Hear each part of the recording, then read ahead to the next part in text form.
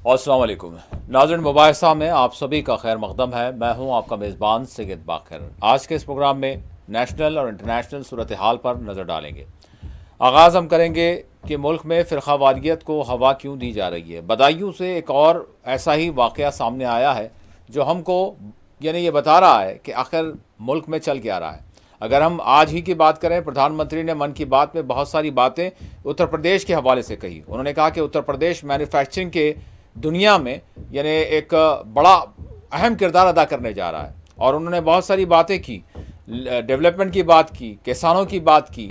लेकिन यहाँ पर ये जो फ़िरक़ा वाराना वाक़यात हो रहे हैं, फ़िरक़ा वारियत हो रही है, और जिस तरह से एक कम्युनिटी को निशाना बनाया जा रहा है, उनको जलील करने की कोशिश की जा रही है, सरेराह उनको मारा पीटा जा रहा है। आखिर क्या वजूहात हैं, क्यों इस तरह के वाक़यात बार बार हमारी नज़रों के सामने आ रहे हैं और फ़िरक़ा वारियत को फ़रोग़ दिया जा रहा है। मैं पैनल से चाहूँगा कि वो उन तस्वीरों को बताएं कि दर हकीकत किस तरह का माहौल बनाया जा रहा है। देखने पर हमको अंदाज़ा हम कर सकते हैं कि आखिर क्या मामलात हैं, क्या वजूहात हैं, क्यों इस तरह का माहौल बन रहा है। ये कौन बदमाश हैं, ये कौन से गुंडे हैं, ये कौन से दहशतगर्द हैं जो सरे आम हम ये देख रहे हैं कि एक ख़ास कम्युनिटी के लोगों को निशाना बना रहे हैं। उत्तर प्रदेश के बदायूं में मामूली बात पर 3 मुसलमानों पर एक इंतहा पसंद गुंडे ने इंतहाई रकीक अंदाज में हमला किया। इनके मुंह पर मुसलसल तमाचे रसीद किए। बदमाश गुंडे ने इनसे आधार कार्ड बताने के लिए कहा। जब वो हमला और बदमाशी करते हुए हमलावर को उन्होंने देखा, देखते हुए बगैर किसी जवाबी हमले के यहाँ से वो तीनों अफराद निकलने लगे, तो तकरीबन 200 मीटर तक दहशतगर्द हमलावर ने इनका पीछा करते हुए इन्हें इंतहाई बेइज्जती के साथ वो मारता रहा। ये वाक़या बताया जा रहा है कि बदायूं के इस्लामपुरा पुलिस स्टेशन हदूद में 15 फरवरी की दोपहर 2 बजे के वक्त पेश आया। बताया गया है कि सहसवान के रहने वाले अब्दुल सलाम इलाके से अपने दीगर दो दोस्तों के हमरा सड़क से गुजर रहे थे। बस ये इनका कसूर शायद था। तभी पीछे से एक स्कूटर पर एक शरपसंद सामने आ गया और सिर्फ सड़क के दरमियान से गुजरने को मुद्दा बनाया, और दहशतगर्द ने तीनों पर हमला कर दिया। उतरते ही बगैर बातचीत बल्कि सीधे उनसे सवाल करने लगा तीनों से कि तुम्हारे आधार कार्ड कहाँ है बताओ, और साथ ही साथ उनके तमाचे उनके मुंह पर रसीद करने लगा। इसमें देख सकते हैं आप कि 2 बुजुर्ग लोग हैं, उनको भी किस तरह से ये मार रहा है। हमलावर की शनाख्त अक्षय कुमार उर्फ छोटू से की गई है, जो बजरंग दल का एक अहम कारकुन बताया जा रहा है। ताहम वीडियो के वायरल होने के बाद पुलिस ने इसको बताया जा रहा है कि गिरफ्तार कर लिया। आप देख सकते हैं ये किस तरह की बस्ती है। मालूम हो रहा है कि ये कोई डेवलप इलाका नहीं है। ये बिल्कुल यहाँ के मकानात देखें, गरीबों के मकानात वाज़े तौर पर नज़र आ रहे हैं। किस तरह की ये यूपी है, योगी राज जहाँ पर इस वक्त चल रहा है, वहीं के एक इलाके बदायूं के इस्लामपुरा पुलिस स्टेशन हदूद का ये इलाका है, जहाँ पर खुली हुई मोरियाँ हैं, जहाँ पर कच्चे मकान हैं, जहाँ पर वाज़े तौर पर नज़र आ रहा है कि गरीब लोग बसते हैं, जिनकी ज़रूरत खाना है, जिनकी ज़रूरत उनकी बुनियादी ज़रूरियात है, बुनियादी सहूलियात है, रोज़गार है, अच्छी तालीम है, अच्छी सेहत की बात है, खुली हुई मोरियाँ हैं। और बिल्कुल किस तरह का इलाका है, गरीब गुरबा लोग रहने वाला इलाका है, और यहाँ पर इस तरह के बदमाश इनको फ़रोग़ दिया जा रहा है। और ये किस तरह से माहौल बना रहे हैं और किस तरह से क्या पेश कर रहे हैं, जहाँ पर ज़रूरत इस बात की है कि यहाँ लोगों को पक्के मकान बनाए जाएँ, लोगों की गुर्बत को दूर किया जाए। आप यहाँ पर गरीब ख़वातीन को भी देख रहे हैं, बच्चियों को भी देख रहे हैं, एक बच्चे को भी देख रहे हैं जो पतंग लेकर आगे बढ़ रहा है। इन पर क्या असर होगा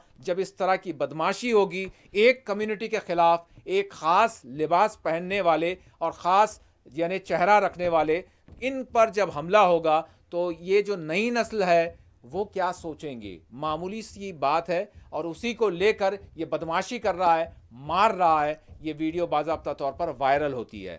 वायरल होने के बाद फिर बहरहाल पुलिस की जानिब से कहा जा रहा है कि इसको गिरफ़्तार किया गया है। अब गिरफ़्तार करने के बाद इसके साथ क्या किया जाएगा इसका कोई पता नहीं है, लेकिन ये योगी राज में हो रहा है। ऐसा एक वाक़या नहीं है, बल्कि ऐसे कई वाक़यात अब तक पेश आ चुके हैं, और मुल्क के दीगर हिस्सों में भी इस तरह के वाक़यात सामने आ रहे हैं। क्या वजूहात है? मन की बात में प्रधानमंत्री इस तरह के वाक़यात पर कुछ बोलते क्यों नहीं, ये एक बड़ा अहम सवाल है। बहरहाल इस हवाले से ऐसे वाक़यात के हवाले से मज़म्मतें अब हो रही हैं। बहरहाल कांग्रेस की तर्जुमान सुप्रिया श्रीनाथे ने वाक़े की सख्त अल्फाज में मज़म्मत की है और दीगर गोशों से भी मज़म्मतें आ रही हैं जब ये वीडियो वायरल हुई।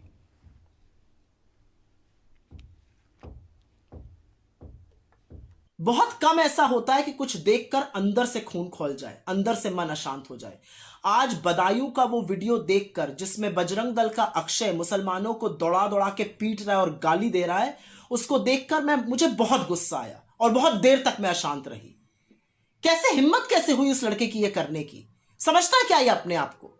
ये कर कैसे सकता है इस तरह की हरकत हिंदुस्तानियों के साथ?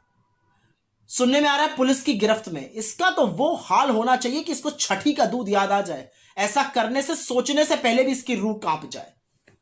लेकिन इन लोगों को हौसला कहां से आता है, कहां से मिलती है प्रेरणा? इनको प्रेरणा मिलती है सत्ता में बैठे हुए नफरतियों से। और शुरुआत करते हैं प्रधानमंत्री से। जब प्रधानमंत्री खड़े होकर शमशान कब्रिस्तान करते हैं, जब सूबे के मुख्यमंत्री योगी आदित्यनाथ खड़े होकर 80-20 करते हैं, जब असम के मुख्यमंत्री हिमंत बिस्व शर्मा एक ऐसा वीडियो डालते हैं जिसमें कि वो गोली मुसलमानों पर दाग रहे हैं, तब इन नफरती चिंटुओं को हिम्मत आती है, हौसला बढ़ता है इनका। और देश के गोदी गिद्ध मीडिया से तो मैं क्या ही कहूं। कल कुछ युवाओं को नोच रहे थे क्योंकि उन्होंने मोदी की कलई खोल दी थी, तो आज सांप क्यों सूंघ गया?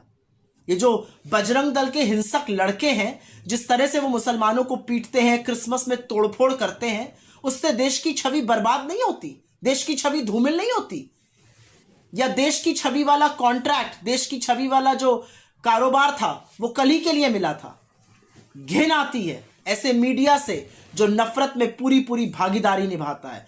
घिन आती है कैसी सरकार से जो नफरत बोती है और उसी की खेती काटती है। और घिन आती है ऐसे समाज से जो अक्षय को इस तरह की हरकत करने देते हैं और उसको रोकते नहीं। तो नाज़रीन, आज के प्रोग्राम में हम ट्रेड डील के हवाले से भी बात करेंगे और एआई इम्पैक्ट ग्लोबल समिट जो दिल्ली में हुई उस पर भी बात करेंगे। और फिर इसके साथ साथ इसकी जो मुखालिफत, यानी ये इस समिट की जो की जा रही है, और फिर ट्रेड डील की भी जो मुखालिफत की जा रही है अपोजिशन की जानिब से, उस पर भी बात करेंगे। और इसके साथ साथ इंटरनेशनल जो इश्यूज़ हैं, ईरान और अमेरिका के दरमियान जिस तरह से एक टकराव हम देख रहे हैं, उस पर भी हमारी नज़र होगी, उस पर भी बात करेंगे। लेकिन जिस तरह से हमने आगाज़ किया और आपने अभी बदायूं के वो मनाजिर देखे जिसमें 3 एक ख़ास कम्युनिटी से ताल्लुक़ रखने वाले, ख़ास लिबास पहनने वाले, जिनको किस तरह से एक बदमाश की जानिब से यानी ज़दोकोप किया गया, मुसलसल मुसलसल यानी तमाचे रसीद किए गए और बड़े ही रकीक अंदाज में यानी उनको सरे राह उनको बेइज्जत करते हुए मारा गया। मामला कुछ नहीं था, बिल्कुल मामूली सा कि वो सड़क से गुजर रहे थे, दरमियान में आए, उसी दरमियान पीछे से आता है और उनको आधार कार्ड बताने के लिए बोलता है और उसके बाद उनको मारना शुरू कर देता है। और इसका ताल्लुक़ बजरंग दल से बताया गया है। गरीब बस्ती है, जिस तरह से मैंने अभी कहा कि जहाँ पर डेवलपमेंट की ज़रूरत है वहाँ जो गरीब गुरबा नज़र आ रहे हैं, खुली हुई मोहरियाँ हैं, बिल्कुल यानी किस तरह का माहौल है और यहाँ पर किस तरह की लोगों को ज़रूरत है और ये किस तरह का वहाँ पर जो है मुजाहरा कर रहे हैं कि किसी एक कम्युनिटी के लोगों को मार रहे हैं, ज़दोकोप कर रहे हैं, छोटे बच्चे भी देख रहे हैं।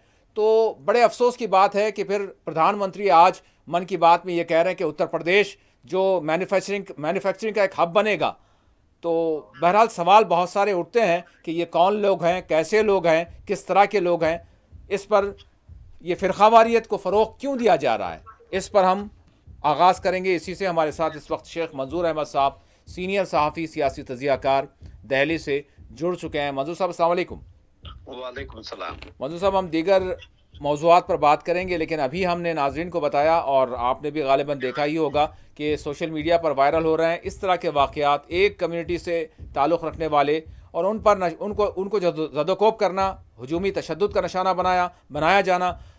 इसी तरह से बदायूं का 15 फरवरी का वाक़या सामने आया है, बड़ी बेइज्जती के साथ 3 लोगों को, उसमें 2 ज़ईफ़ लोग हैं, बड़ी बेदर्दी के साथ मारा है। क्या मामला है मंजूर साहब? देखिए, ये हमें बड़े दुख की बात है कि कुछ स्टेट्स जो बीजेपी रूल स्टेट, हालांकि इसमें सबसे ज्यादा जो है यूपी और दूसरे स्टेट्स में ऐसे वाकयात पेश आ रहे हैं जहां माइनॉरिटी कम्युनिटी के लोगों को टारगेट बनाया जा रहा है। और यहाँ यहाँ से हम एक चीज कहते हैं और कोई भी एक्शन नहीं ली जाती है। इससे पहले आपने देखा कि उत्तराखंड एक नॉर्थ ईस्ट के खिलाफ भी ये एक्शन ऐसा ही मसला आया है और ये बड़ा मसला बन गया था, फिर एक्चुअली उनके खिलाफ एक्शन ली गई। लेकिन जब भी ये मसला ऐसे मसाइल आते हैं तो कोई एक्शन ना, एफआईआर दर्ज करना, उनके खिलाफ कोई पेनल्टी एक्शन ली जा रही है। अगर हुकूमत इस मामले को रोकने में संजीदा नहीं दिखाई जाए, चाहे वो फेडरल गवर्नमेंट हो या स्टेट गवर्नमेंट है, वो इन ऐसे मसाइल को इग्नोर करती है, पर्टिकुलरली जब उन्हें पता चलता है जिन्होंने उन पर हमला किया वो इन्हीं पार्टी के, उन्हीं जो रूलिंग पार्टी है उसी के साथ एफिलिएटेड है।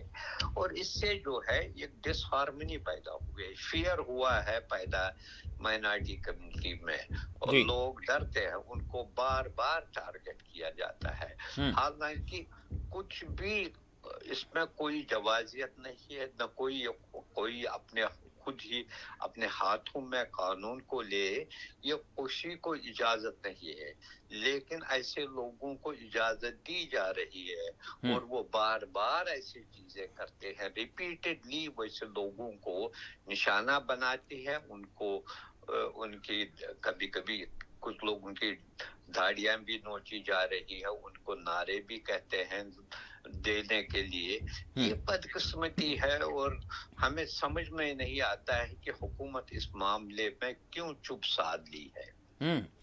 मंजूर साहब, यहाँ पर मैं ये भी आपसे जानना चाहूँगा कि जो इलाका है जिसकी तस्वीरें सामने आ रही हैं वो ख़ुद अपनी ज़ुबू हाली बयान कर रहा है कि किस तरह से वहाँ पर जो है कच्चे मकानात हैं, गरीब बस्ती है, खुली हुई मोरियाँ हैं, बिल्कुल मतलब इलाका बता रहा है कि क्या इलाका है। तो यहाँ पर किस चीज़ की ज़रूरत है ये, और ये किसको जो है यानी प्रोमोट किया जा रहा है, किसको जो है हिम्मत अफजाई की जा रही है, वहाँ क्या चीज़ की ज़रूरत है? देखिए यही जो है, जो चीज बजाय डेवलपमेंट के लिए काम किया जाए, लोगों को बेसिक फैसिलिटीज दी जाए, उनको मदद की जाए, अगर उनमें गुर्बत और इफलास से वो अगर वो उनको है ये प्रॉब्लम, तो उसमें उनको इकतिसादी मदद की जाए। लेकिन यहाँ कुछ और ही मसला है, ये सारा कुछ किया जा रहा है उन इलाकों, या ये नहीं रिमोट इलाके में, कहीं जो बड़ी सिटीज में भी ऐसे वाकयात पेश आए हैं जो हमने देखा है, ऑब्जर्व किया है। हालांकि थोड़ा बहुत मुझे लगता है कुछ कमी आई, लेकिन ऐसे वाकयात पेश आते हैं। और बदकिस्मती ये है कि एक भी इंसिडेंट में एक्शन नहीं ली गई है, टफ एक्शन। अगर एक या दो मामलात में हुकूमत संजीदगी से इन मसाइल को हल करने के लिए टैकल करेगा तो खुद ब खुद ये रुक जाएगा। लेकिन यहाँ है नहीं, कोई बिल्कुल उनको फ्रीडम मिल जाती है। अगर पुलिस में जाते हैं, एफआईआर दर्ज नहीं की जा रही है तो बहुत सारे प्रॉब्लम्स उनको होते हैं, और एफआईआर दर्ज करे फिर उनको ये इन्वेस्टिगेट किया जा रहा है, फिर उनके खिलाफ दूसरे चीजों में हरास किया जा रहा है। ये एक बदकिस्मती है जिसको हमें समझ में नहीं आता कि इससे मुल्क को क्या फायदा होगा, बल्कि मुल्क की जो छवि है वो किसी न किसी तरीके से उसको नुकसान ही पहुंचता है जी। इसलिए हुकूमत को भी कहीं न कहीं अब 8-10 साल से हम यही तमाशा देखते हैं, रोज देखते हैं, हर एक पेपर में आता है और सोशल मीडिया से भरा पड़ा है ऐसे मसाइल। अगर हम अभी भी इसमें ऐसी कोताही करेंगे, इसको इग्नोर करेंगे, ये मुल्क की तरक्की के लिए, मुल्क की जो इसकी जो गंगा जमनी तहजीब की जो मिसाल दी जा रही है, तो वो किसी न किसी तरीके से इसको, इस इमेज को डेंट करता है जी। मंजूर साहब, यहाँ पर एक नुक्ते के हवाले से जो यानी मेरा मुशाहिदा जो देख रहा हूँ मैं, तो उस हवाले से आपसे भी जो है जानना चाहूँगा।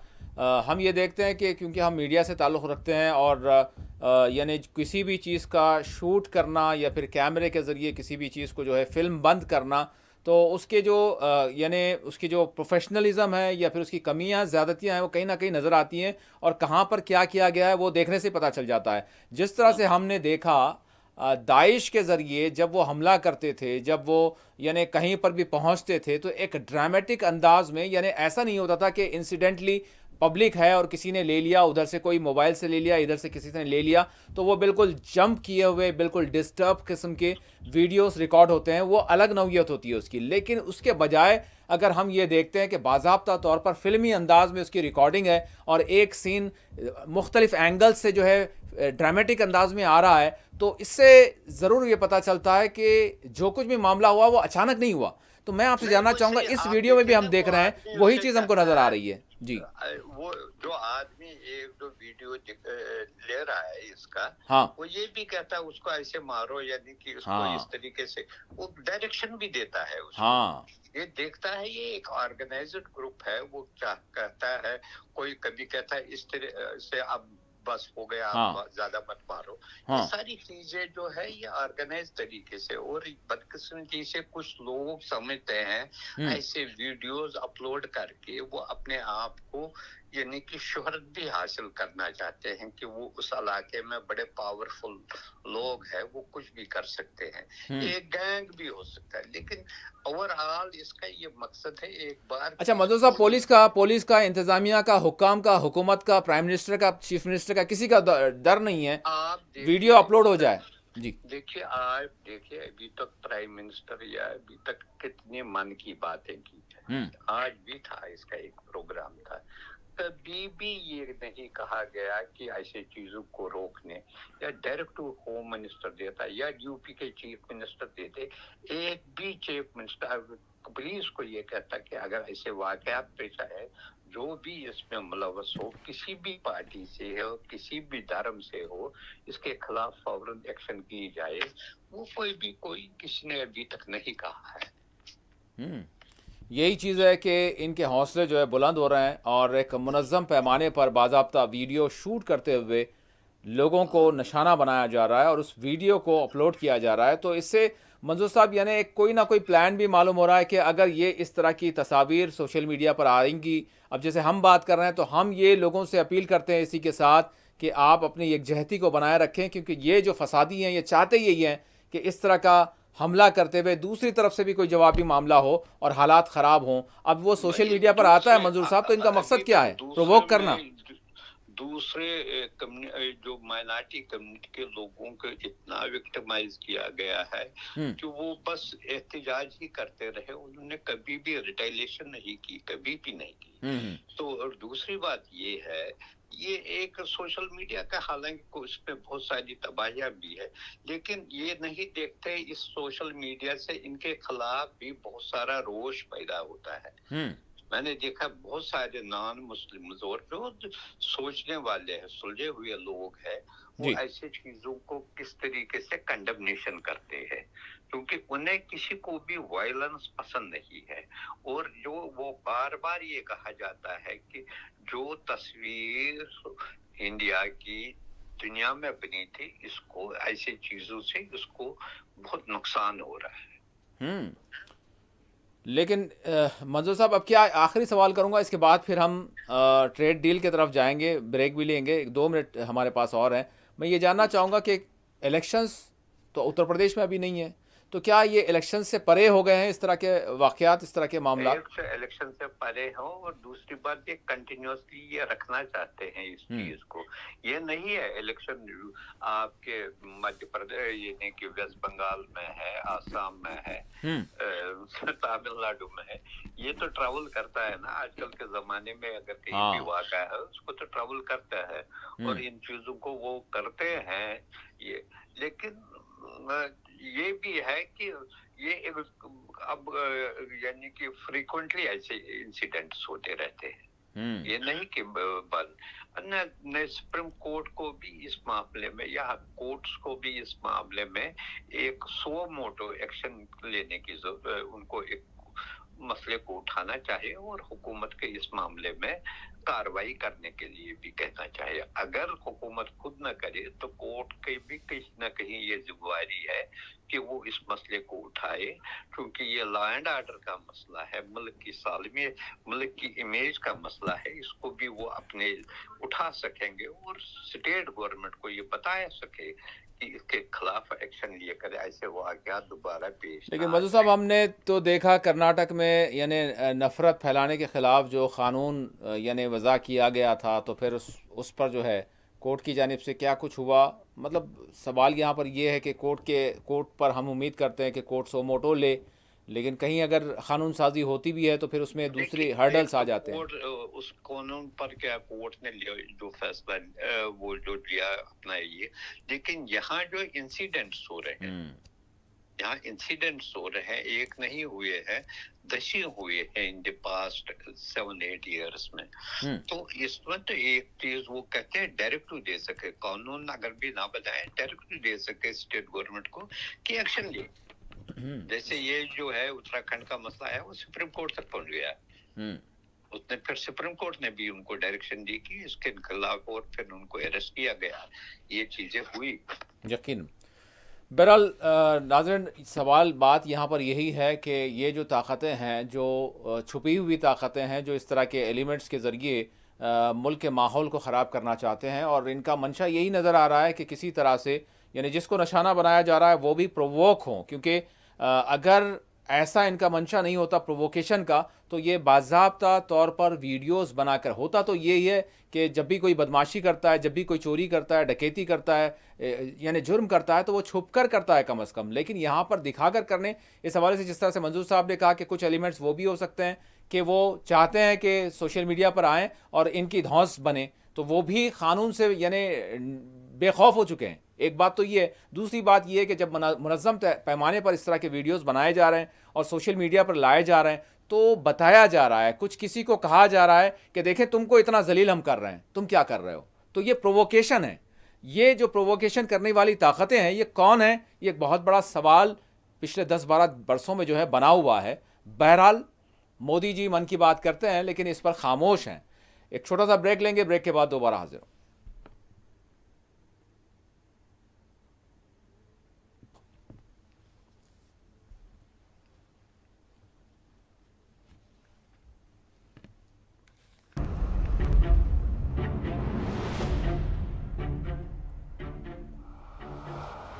हम आजाद हैं, गुलाम नहीं।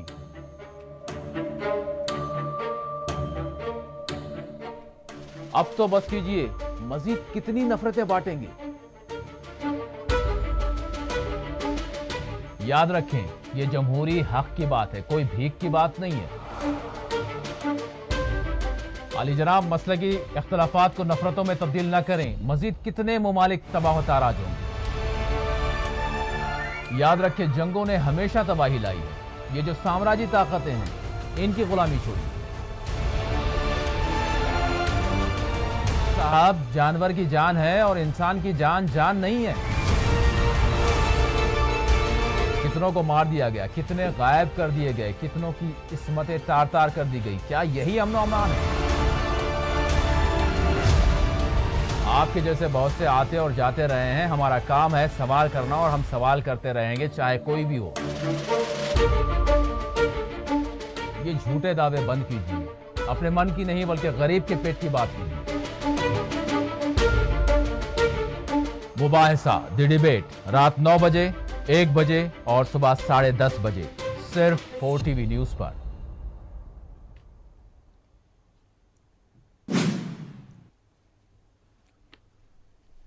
नाज़रीन, ब्रेक के बाद मुबाहिसा में आप सभी का दोबारा खैर मकदम है। अब हम बात करेंगे ट्रेड डील के हवाले से जो अमेरिका के साथ की गई, जिसको the deal of father of all deals कहा गया। फादर ऑफ ऑल डील्स कहा गया।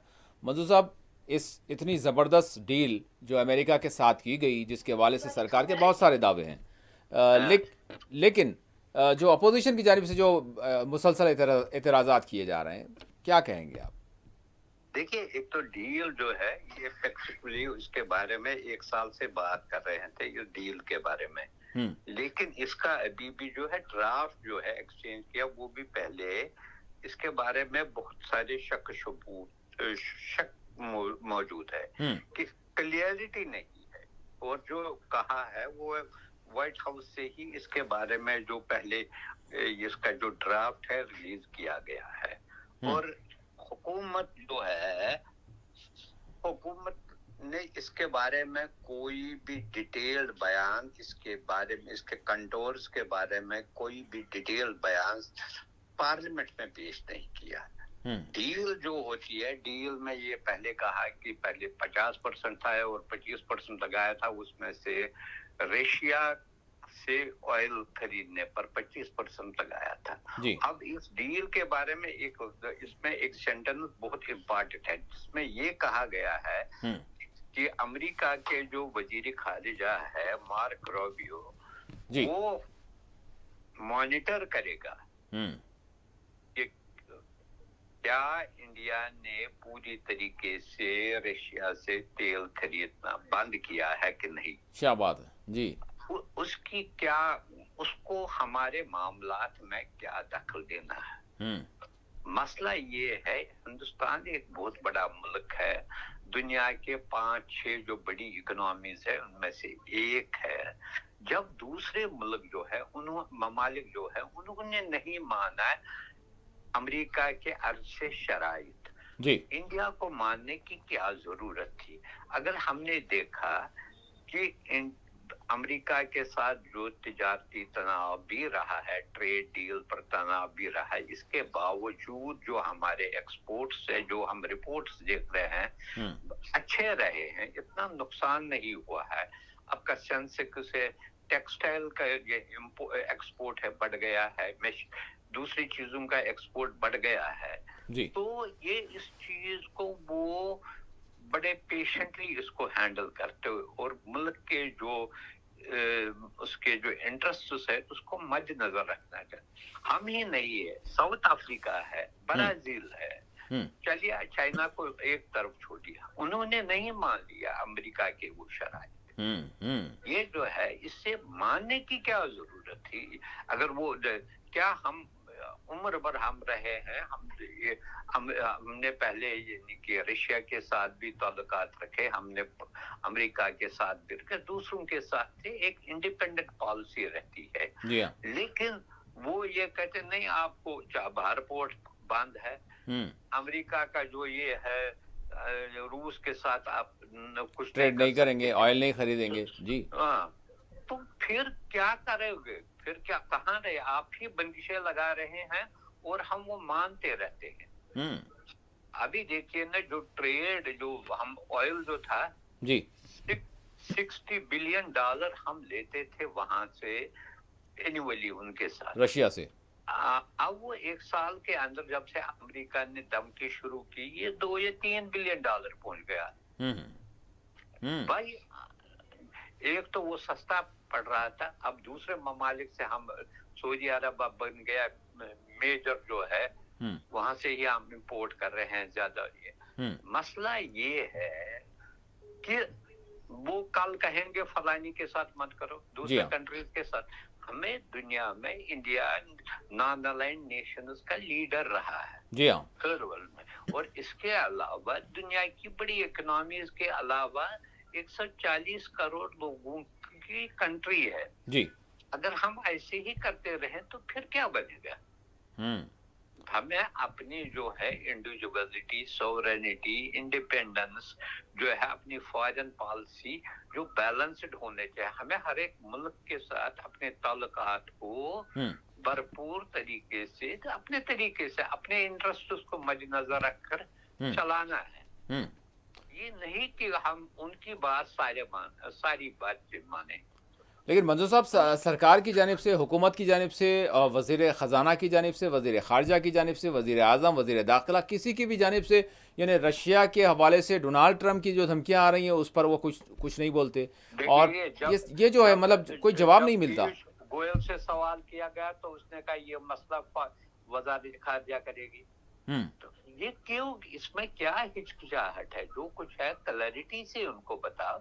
नहीं, और रशिया हमारा बहुत पुराना दोस्त रहा है, ये नहीं है, उसने 71 वार में जो है भरपूर तरीके से इंडिया की मदद की है, और इसके अलावा दहाइयों से उनके साथ ताल्लुकात रही है। जी। और वो छोड़िए, ताल्लुकात भी छोड़िए, जहां आपको ये बिजनेस ऐसा होता है जहां आपको 10 पैसे कम मिलेगा, वो आप वहां ही सौदा करोगे। अच्छा, आपको कहते हैं वेनेजुएला से तेल लो। अच्छा, यहाँ वो आप देखें, रशिया हमारे नेबरहुड में है, वेनेजुएला तो वहाँ वो जो बहुत है दूर है। अमेरिका, साउथ अमेरिका की तरफ जा रहा है। जी हाँ, कितना इसमें ट्रांसपोर्टेशन में या दूसरी चीजों में कितना टाइम लगेगा? बिल्कुल नुकसान है ये हमारा। चीजें हमें उसका भी देखना चाहिए। तो ये चीजें इसको हम बिल्कुल इग्नोर, चूंकि एक बड़ी ताकत है उसी को हम रखना चाहते हैं, उसको अपीज करने की कोशिश कर रहे हैं। अब यहाँ पर जो जिस तरह से राहुल गांधी की जानिब से मंजूर साहब जो इल्ज़ामात आयद किए गए, बिलखुसूस कहा गया कि दबाव में दबाव में दबाव में, वो कौन सा दबाव हो सकता है? क्या मतलब सारे देश पर दबाव या फिर देश को चलाने वाले चंद लोगों पर दबाव? क्या बोलना चाह रहे हैं राहुल गांधी? नहीं, दूसरे मुल्कों पर दबाव नहीं था, अमेरिका पर दबाव नहीं, चाइना पर दबाव नहीं था। उसने कहा 100%, चाइना ने कहा हम 200 लगाएंगे। जी हाँ, तो जो 200% लगाए। हाँ बिल्कुल। अब छोड़िए चाइना की बात, जैसे मैंने कहा साउथ अफ्रीका पर लगाया उसने, ब्राजील को कहा मैं ये लगाऊंगा 50%, उसने चुप किया, किसी ने की बात ही नहीं की उसके बारे में, जैसे हुआ ही नहीं कुछ। तो अल्टीमेटली उसको एक साथ भी उनको नेगोशिएट करने की कोशिश कर रहे। कनाडा आप देखिए, उसके नेबरहुड में जिनके साथ इनके बहुत ताल्लुकात अच्छे थे, जी हाँ, उसको दम क्या जो उसने कहा आप जो कुछ करना, वो चाइना गया और उसके साथ ट्रेड डील की। भाई कनाडा एरिया के हिसाब से बहुत बड़ा होगा, लेकिन पॉपुलेशन के हिसाब से वो इंडिया के मुकाबले में कुछ भी नहीं। बिल्कुल। तो आप उन्होंने माना नहीं उसको, उसके आंखें दिखाए। बट ये जिस तरह से राहुल गांधी कह रहे हैं कि ये दबाव में हुआ है, ये 4 महीने तक पड़ी रही, आपने कुछ नहीं किया, अचानक से आपने क्यों कर दिया, और ये मैं जानता हूं कि ये दबाव किस तरह का है। ये उन्होंने जो है अडानी की भी बात की, केस की भी बात की, और फिर एप्स्टाइन फाइल का भी नाम ले लिया। मतलब क्या बोलना चाह रहे हैं राहुल गांधी, जिस पर बहुत ज़्यादा। जी देखिए, वो मैं इतना तो नहीं कह सकता क्योंकि वो लीडर है, अपोजिशन का लीडर है, उसको शायद ज्यादा पता होगा। लेकिन ये है एप्स्टाइन फाइल्स है, ये तो रिसेंटली रिलीज हुए हैं। ये पहले जो है, जो ट्रेड का जो मसला है वो मई जून से शुरू हुआ है जी, तो तब से चलता है जी। और दूसरी बात, दुनिया के सारे जो ममालिक अब ये जो है उनके साथ उन्होंने ऐसे ही पहले दम किया थी। पहले इंडोनेशिया को कहा, फिर वियतनाम को कहा, चाइना, कौन सा मुल्क है जिसके साथ इसने नहीं, अपने यूरोपियन यूनियन के में इसके सारे जो एलाइज है उनके साथ भी मसाइल किए। तो फिर क्या हुआ? अल्टीमेटली कहीं ना कहीं जो है वो भी क्या करेगा, आइसोलेशन में तो नहीं रहना है। अब कुछ देश है जो उसको मानते हैं, कुछ नहीं मानते हैं जी। अब क्या, कहीं ना कहीं स्टैंड तो आपको लेना है। अब मजूर साहब, ये कहा जा रहा है कि हमारे जो किसान हैं, बिलखुसूस हमारे जो बागबान हैं, हमारे जो मुकामी छोटी छोटी यूनिट्स हैं जो पैदावार करती हैं या फिर कोई चीज़ बनाती हैं, वो मुतासिर होंगे। और अब तो ये जो AI समिट हुआ है, जो है एग्रीकल्चर के जो प्रोडक्ट्स है, हाँ, वो ज्यादा उसमें जो है उसका असर है। एग्रीकल्चर है, फ्रूट है, मसलन फ्रूट में जो कहते हैं वहाँ का एप्पल जो है 65-70 रुपया आपको मिलेगा।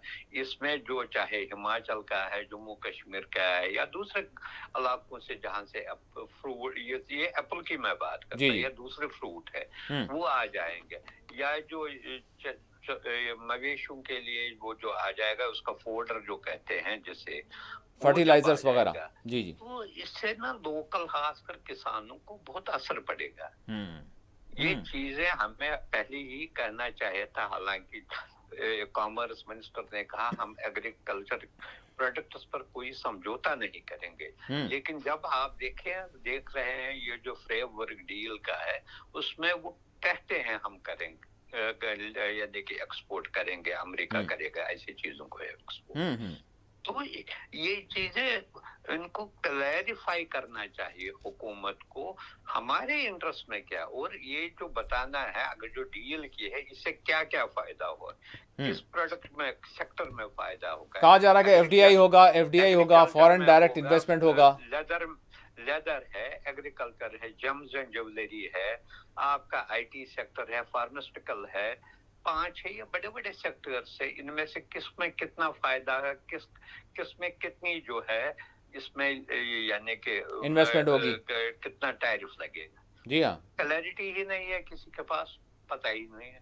ऐसे ही थोड़ा सरसरी बताते हैं ये होगा वो होगा, जब तक ये इसमें पूरी तरीके से नहीं। और अभी इस पर ये जब तक पूरा जो फाइनल एग्रीमेंट, अब इस दौरान क्या हुआ है जी, अमेरिका के सुप्रीम कोर्ट ने हाँ, इसको स्ट्रक किया, जी हाँ, खत्म किया। जी जी, अब इस डील का क्या, ये समझ में नहीं है इसका स्टेटस क्या रहा। ये क्योंकि चीजें तो पता चलनी चाहिए। उन्होंने कहा जो पुराना है वही लगेगा। हाँ, अब इसने उसको वो कहा था, इसने दूसरा जो लॉ इस्तेमाल करके पहले 10% फिर 15% किया, 18% हो गया, अगर वही अब माना जाए जो हमारे पहले 19% पर डील हुई थी प्रोडक्ट्स की, 25 से घटकर इसने 19% 18% गया, जी, अब 15 है या 18 है। अब तो कहा यह जा रहा है कि हमारी जो मसनूआत थी जो वहाँ जाएगी, तो डील के दौरान कहा गया था कि हमको भी बहुत सारी छूट दी जाएगी, लेकिन अब सुप्रीम कोर्ट का जो फैसला वहाँ का आ गया, तो फिर वो उसमें भी हमसे 18% लेगा और हमको जो देगा वो यानी 0% पर जो है एक्सपोर्ट करेगा, और हमसे जो इंपोर्ट करेगा उस पर ड्यूटी 18% हो जाएगी वो तकरीबन। तो 18 है। हाँ, तो चूंकि वो खत्म हुआ है, जी, अब कल उसने 15% का नया किया है। जी हाँ, 15 है, 18 है, किसमें कुछ क्या पता नहीं, किस किस चीज पर 15 लगेगा या 18 लगेगा, तो किस 18 का तो कुछ आइडिया है किस पर लगेगा, 15 का पता ही नहीं है। और हमारे लिए हमारे पास जो इंपोर्ट होगा वो तो 0 पर हो जाएगा, हमारे लिए वो फिर रहेगा 15 और 18। 15 सारे प्रोडक्ट्स पर लगेगा या कुछ इसमें भी स्पेसिफिक प्रोडक्ट्स। ये चीजें बहुत कॉम्प्लिकेटेड है। हाँ, और जब तक कि हुकूमत को क्लैरिफिकेशन देनी चाहिए इस मामले पर। अब उस वर्डिक को भी 3 दिन हुए हैं उसको, इसके बाद आज 3 दिन के में भी ये क्लैरिटी नहीं है। हाँ, अगर ये 15% इसने लगाया, इसमें हमारा कितना, किसमें कितना लगेगा, हाँ, या सबों में यूनिफॉर्म लगेगा कि नहीं।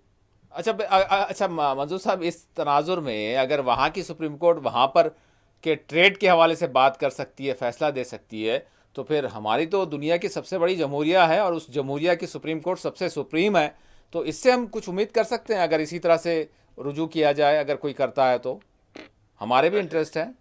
पहले कितने मामलात में रुजू किया गया, हाँ, और क्या हुआ, तो ये बेसिकली वहां पर इतना है उन्होंने दिखाया, हालांकि इसमें बहुत टाइम भी उन्होंने लगाया, लेकिन अल्टीमेटली उन्होंने एक डिसीजन दिखाया कि उन्होंने कहा कि ये गलत है, और अपनी अथॉरिटी को असर्ट किया, और इंडिपेंडेंस ऑफ जुडिशरी का जो है उसमें दिखाया, वो बिल्कुल वहां पर जो है किसी के इन्फ्लुएंस में नहीं आता है। हालांकि वहां पर यही सिस्टम है कि अगर प्रेसिडेंट सपोज डेमोक्रेटिक गवर्नमेंट है, उस द्वारा कोई जज बन गया तो वो ऐसा ही रहता है, और रिपब्लिकन बन गया तो वो ऐसा ही रहता है। लेकिन डिस्पाइट दैट उन्होंने एक डिसीजन लिया जिसमें 3 जजेस ने अपोजिशन की थी, मान लिया गया, उन्होंने भी मान लिया। हालांकि इसने क्रिटिसिज्म किया लेकिन मानना पड़ा। एग्जैक्टली। देखिए ये है, मतलब अदालतें अगर चाहें तो क्या कुछ नहीं कर सकती हैं, लेकिन बहरहाल हाँ, बहुत कुछ हो सकता है। मंजूर साहब, ये जो अब AI इम्पैक्ट ग्लोबल समिट जो दिल्ली में हुई है, इस पर सरकार का दावा अपने मकाम पर है, फिर अपोजिशन की जानिब से, कांग्रेस की जानिब से एहतजाज, जिसको लेकर काफ़ी हंगामा हो रहा है। जी मंजूर साहब। देखिए ये बहुत बड़ा इवेंट था। हाँ, सबसे उसमें बहुत सारे तकरीबन 30 कंट्रीज के, उसमें से कुछ हेड्स ऑफ स्टेट भी आए, गवर्नमेंट भी आए, जैसे ब्राजील का आया था, ये ग्रीक का प्राइम मिनिस्टर आया, फ्रांस के भी से आए थे, कहीं से हेड्स ऑफ, और सारे जो बड़ी बड़ी IT कंपनीज है उनके हेड्स आए थे यहाँ पर। लेकिन इसमें सबसे बड़ी बदमज़गी जो हुई है वो एक तो जो गलगोटिया यूनिवर्सिटी की तरफ से वहां पर जो डॉग वाला रोबोट जो उसने बड़ी ह्यूमिलेशन की है, उससे जो है सारा जो इंटरनेशनल लेवल पर बड़ी जो है उससे शर्मसार हुए सारा कुछ। कि इतना बड़ा उन्होंने कहा 350 करोड़ रुपया हम एआई में खर्च कर रहे हैं और अल्टीमेटली उन्होंने वहां पर चाइनीज जो है चाइनीज वो रोबोट चला दिया। लगाया था वहां और इंस्टॉल किया था। ये उसमें जो है इसमें बाद में जो मेन जो फोकस होना चाहे था इसका खत्म हो गया, वो थोड़ा बहुत किसी 2-3 दिन इसका से डाइवर्ट हो गया, सारा फोकस गलगोटिया यूनिवर्सिटी पर ही चला गया और इस यूनिवर्सिटी के खिलाफ बहुत एक्शन लेनी चाहिए थी। और न सिर्फ यूनिवर्सिटी और जो आईटी मिनिस्ट्री है उनके जो ऑफिशियल्स है जी हाँ, उनको जब कोई चीज एंट्री होती है उनको ये परखना चाहिए था हाँ, कि या हम इंटरनेशनल लेवल पर जहां पर 30 से ज्यादा कंट्रीज के बड़े बड़े रिप्रेजेंटेटिव्स मौजूद है, आईटी डिपार्टमेंट, आईटी सेक्टर के सारे बड़े हेड्स आए, हाँ, उनके सामने जब हम कोई प्रोडक्ट प्रेजेंट करते हैं उसकी क्या है, उसकी यानी कि क्या वो क्रेडिबिलिटी है, हकीकत है, बिल्कुल देखना और चाहिए। जिस तरीके से उन्होंने भी इग्नोर किया और उनको भी ये पता नहीं चला कि जो वहां पर गलगोटिया यूनिवर्सिटी ने पेश किया उसको के ये अब ये चीजें आई है कि ये यूनिवर्सिटी ज्यादा पॉलिटिकल काम कर रही थी बनिस्बत जो टेक्निकल, रिसर्च का काम कर रही हाँ, थी। तो एक तो ये है, दूसरी बात जो प्रोटेस्ट हुआ, प्रोटेस्ट में हालांकि कांग्रेस ने इनडायरेक्टली ये भी कहा था ऐसा प्रोटेस्ट नहीं होना चाहिए था, but ultimately they defended them. हाँ, वो लोग कहते हैं कि हमारे पास जॉब्स नहीं है, हमारे जो बेसिक मसाइल है वो हल नहीं होते हैं, हाँ, पार्लियामेंट में बोला नहीं दिया जाता है, जो दूसरे फोरम में वहां हमारा गला घोटा जाता है, तो हम का प्रोटेस्ट करेंगे तो कहाँ करेंगे। एग्जैक्टली, इसलिए उन्होंने समझा शायद यही एक जगह है जहां उनकी बात सुनी जाएगी और लोगों तक पहुंचेगी। वो सद तक फिर अरेस्ट भी उनको किया गया, शायद 4 दिन का रिमांड, 4-5 दिन का रिमांड भी उनको दिया गया है। आज प्राइम मिनिस्टर ने उस सिलसिले में भी अपनी मन की बात में कहा था, कांग्रेस हमें डैमेज करना चाहता है, हमारी इमेज को डैमेज करने की कोशिश कर रहा है। लेकिन बात ये है कि प्राइम मिनिस्टर को भी जो अपोजिशन पार्टीज है या दूसरी पार्टीज है जो भी है उनको भी अब एक साथ बिठा कर लेना चाहिए। यकीन, अब पहले हमारे यहाँ एक प्रोसीजर था, जब भी कोई हेड आता है किसी गवर्नमेंट का, प्रेसिडेंट आए, प्राइम मिनिस्टर, तो इसका जो अपोजिशन का लीडर था वो भी कर्टिसी कॉल इसको करता था। हाँ, अब एग्जैक्टली, ये जब से पिछले 10-12 सालों से इसको तो बंद ही कर दिया। सिर्फ प्रधानमंत्री ही प्रधानमंत्री हैं। तो ये चीजें हैं, वो चालू था एक कन्वेंशन जैसा था, प्रेसिडेंट जैसा था कि जहां पर वो मिलते थे उसको आधे घंटे के लिए मिलते थे, या कभी डिनर होता था वो उनको भी बुलाया जाता है। अब देखिए जो रिपब्लिक डे परेड है, जो लीडर ऑफ द अपोजिशन था उसको 4th रो में रखा गया। तो ये चीजें जो है, ये चीजें डेमोक्रेसी के लिए ठीक नहीं है। आप चाहे वो 10 लोगों का ही क्यों न यानी कि लीडर हो, समान दो उससे, क्योंकि वो भी इलेक्टेड रिप्रेजेंटेटिव है, वो भी कहीं से नहीं आया है, वो भी इसी मुल्क का है। हाँ, इख्तिलाफात हो सकते हैं लेकिन इख्तिलाफात को पर्सनल बनाने की जरूरत नहीं है। एग्जैक्टली, मंजूर साहब, बिल्कुल वक्त कम है तो मैं इस हवाले से SIR के हवाले से और कुछ मैं आपसे जानना चाहूँगा कि क्योंकि 22 स्टेट्स में, जिसमें इंक्लूडिंग जम्मू कश्मीर भी है और फिर मरकज़ के ज़ेर इंतज़ाम दीगर इलाके भी हैं, तो अब यहाँ पर सरगर्मियाँ शुरू हो जाएंगी, तो बिलखुसूस जम्मू कश्मीर में SIR के अमल को आप जो होने वाला है उसको किस तरह से देखें? एक्चुअली कहते हैं कि यूनियन टेरिटरीज में और खासकर दिल्ली में भी अप्रैल से शायद शुरू होने वाला है। जी हाँ, तो यही इसमें कहा गया है। तो वहां भी अगर आपने देखा तो एक जब डिलिमिटेशन और ये चीजें हुई है उस वक्त भी एक एक्सरसाइज हुई थी कि कहा कौन कहा है इसमें।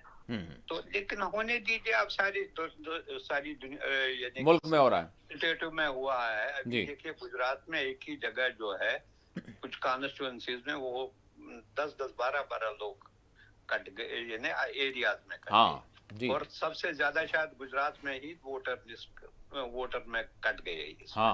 जो कहते हैं यूपी में हुआ है, दूसरी जगह हुआ, ये प्रोसेस है जो ये पहले ये इंडिविजुअली किया, कुछ स्टेट्स में किया है, अगर ये सारे उसी वक्त यूनिफॉर्म सारे कंट्री वाइज करते तो बहुत अच्छा रहता है उसमें, स्टेट वाइज। कि कोई किसी किस्म के, फिर बंगाल में अलहदा किया, दूसरे स्टेट्स में किया, अब फिर सारे हिंदुस्तान में किए। ये अच्छी बात है, ठीक है। अब सब वो जो पहले प्रोटेस्ट था वो भी अब नहीं हो रहा है इस पर।